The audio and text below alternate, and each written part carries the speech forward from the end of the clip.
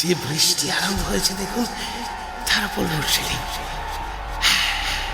আজকের মতো কাজ শেষ, চললাম স্যার। রেটিংটা দিয়ে দেবেন কিন্তু, রেটিংটা স্যার। হাড় হিম হরা।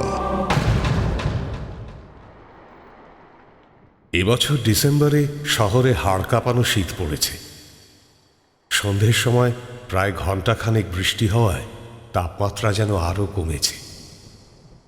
অজয়ের শরীরটা সকাল থেকেই খারাপ, জ্বর ভাব। ও তাও অফিস গিয়েছিল। সন্ধ্যায় বাড়ি ফেরার সময় আকস্মিক বৃষ্টিতে ভিজে শরীরটা আরও খারাপ করছে। অসম্ভব মাথা যন্ত্রণা, সঙ্গে গা হাত পা ম্যাচ করছে। অজয় ঢাকুরিয়ার কাছে একটা ফ্ল্যাট ভাড়া নিয়ে একা থাকে। ওর আদি বাড়ি নৈহাটিতে, ওখানেই ওর বাবা মা থাকে। অজয় অবশ্য কলেজে পড়ার সময় থেকেই কলকাতায় একা থাকে। এখন চাকরি পেয়ে নৈহাটির বাড়িতেও ফেরা হয় না। তবে একা থাকার ফলে শরীরের খেয়াল সবসময় রাখা হয় না। অজয়ের এমনিতেও ঠান্ডার ধাত আছে, আর শীতকালে প্রতি বছর ওর এরকম শরীর খারাপ হবেই। সেদিন অজয় যখন ফ্ল্যাটে ঢোকে তখন 8টা বাজে। তাড়াতাড়ি একটু গরম জলে ভালো করে হাত মুখ ধুয়ে যখন বিছানায় এসে সে বসল, তখন শরীরের হাল বেজায় খারাপ। জ্বর আসছে, এদিকে ঘরে একটুও খাবার নেই। অজয় এমনিতে রোজই অফিস থেকে ফিরে রাতে রান্না করে। সেই খাবার যা বেঁচে যায় তা পরের দিন সকালে খেয়ে অফিস চলে যায়। কিন্তু আজ আর ওর শরীর দিচ্ছে না, রান্না করা এখন অসম্ভব। তাই মোবাইলটা খুলে খাবার অর্ডার করল সে।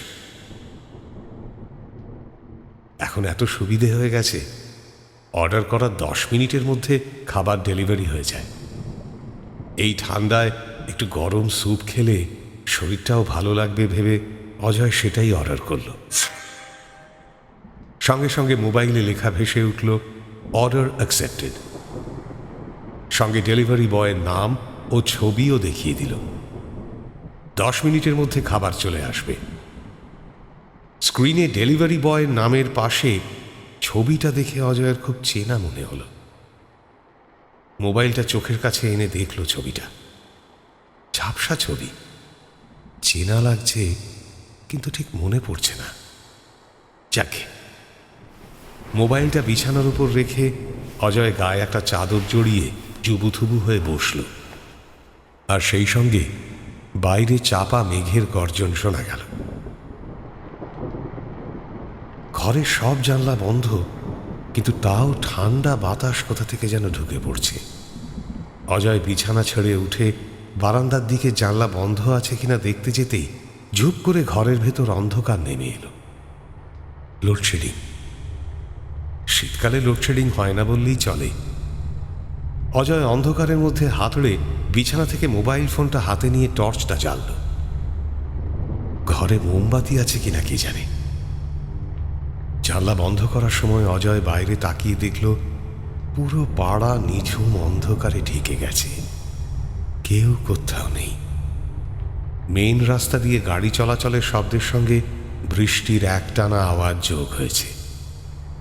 অজয় জানলার পর্দা টেনে ভেতরের ঘরে ঢুকতেই দরজায় কড়া নাড়ার শব্দ। অজয় সময় দেখল, মাত্র 5 মিনিট হয়েছে। এরই মধ্যে খাবার ডেলিভারি দিতে চলে এলো। অজয় তাড়াতাড়ি দরজা খুলে দেখল একজন দাঁড়িয়ে রয়েছে অন্ধকারের মধ্যে।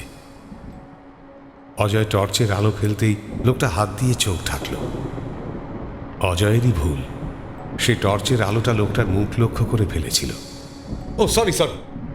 অজয় আলোটা অন্যদিকে ঘুরিয়ে নিল। হালকা আলোয় অজয় দেখল একজন যুবক দাঁড়িয়ে রয়েছে।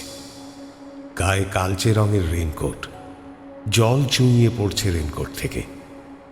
তার পিঠে ডেলিভারির ব্যাগ, আর হাতে একটা সাদা কৌটো। অজয় না? যুবক ঠান্ডা গলায় প্রশ্ন করল। হ্যাঁ। আপনার পার্সেল আছে স্যার। যুবক হাতের কৌটোটা এগিয়ে দিল। কৌটোটা আশ্চর্য রকম গরম, অথচ তার রেনকোট থেকে জল গড়িয়ে পড়ছে টুপটাপ। অজয় কৌটোটা নিতেই একটা শিরশিরে অনুভূতি তার হাতে ছড়িয়ে পড়ল। খাবারটা গরম হলেও ছেলেটার হাত ছিল আশ্চর্য রকমের ঠান্ডা, বরফের মতো। অজয় কৌটোটা নিয়ে হালকা হেসে ধরা গলায় বলল, মাত্র 5 মিনিটে ডেলিভারি দিয়ে দিলেন, থ্যাংক ইউ। দাঁড়ান, আমি আপনার টাকাটা নিয়ে আসি। অজয় ঘর থেকে টাকা নিয়ে এসে যখন যুবকটির হাতে দিল, তখন আবার সেই শীতল স্পর্শ পেয়ে চমকে উঠল। যুবক টাকাটা পকেটে রেখে পিঠের ব্যাগটা নামিয়ে কি একটা দেখল, তারপর আবার সেই ব্যাগটা কাঁধে তুলে অজয়ের দিকে তাকিয়ে একবার হাসল। কি বাজে বৃষ্টি আরম্ভ হয়েছে দেখুন, তার উপর লোডশেডিং। আমি তো প্রথমে আপনার দরজার বেল বাজিয়েছিলাম, তারপর বুঝলাম কারেন্ট নেই। যাকে আজকের মতো আমার কাজ শেষ, চললাম। স্যার, রেটিংটা একটু দিয়ে দেবেন কিন্তু। অজয় কিছু বলল না, শুধু হাসল। হ্যাঁ। ডেলিভারি বয়টি ধীর পায়ে সিঁড়ি দিয়ে নামতে শুরু করলো। অজয় তাকে জিজ্ঞেস করল, দাদা আপনার আলো লাগবে? বড্ড অন্ধকার তো। যুবকটি অন্ধকারের মধ্যে সিঁড়ি দিয়ে নামতে নামতে উত্তর দিল, না স্যার, লাগবে না। এখন আর অন্ধকারে অসুবিধা হচ্ছে না স্যার, অভ্যেস হয়ে গেছে। আপনি দরজাটা বন্ধ করে দিন, বাইরে খুব বৃষ্টি পড়ছে। আমি আসি স্যার, রেটিংটা দিয়ে দেবেন স্যার, রেটিংটা। যুবকের কথাগুলো বাইরের বৃষ্টির আওয়াজের শব্দে হারিয়ে গেল। অজয় দরজা বন্ধ করে ঘরে ফিরে খাবারের কৌটোটা খুলতেই গরম স্যুপের বাষ্প মুখে এসে লাগল। মাথার ব্যথাটাও বাড়ছে। তাড়াতাড়ি স্যুপটা খেয়ে ঘুমিয়ে পড়ল অজয়। পরের দিন সকালে যখন ঘুম ভাঙল, তখন প্রায় 8টা বাজে।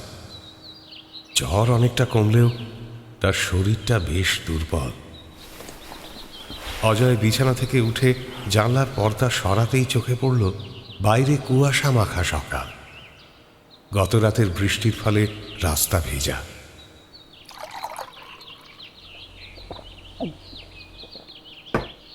অজয় বিছানা থেকে উঠে এক গ্লাস জল খেয়ে দরজার ফাঁকে রাখা সকালের খবরের কাগজটা তুলে নিল। অভ্যেসবশত প্রথম পাতাটা খুলতেই তার হাত কেঁপে উঠল। প্রথম পাতার ডান দিকে মোটা হরফে শিরোনাম, বাইক দুর্ঘটনা। ডেলিভারি বয়ের মৃত্যু ঢাকুরিয়ার কাছে। নিচে একটা ছোট্ট অস্পষ্ট ছবি ছাপা। ছবিটা দেখেই অজয়ের বুকের ভেতরটা ধক করে উঠল। এই ছেলেটা গত রাতের সেই ডেলিভারি বয়। একই রেনকোট, একই মুখ। অজয় কাগজের ওপর ঝুঁকে ছোট্ট নিউজ কলামটা পড়তে শুরু করলো।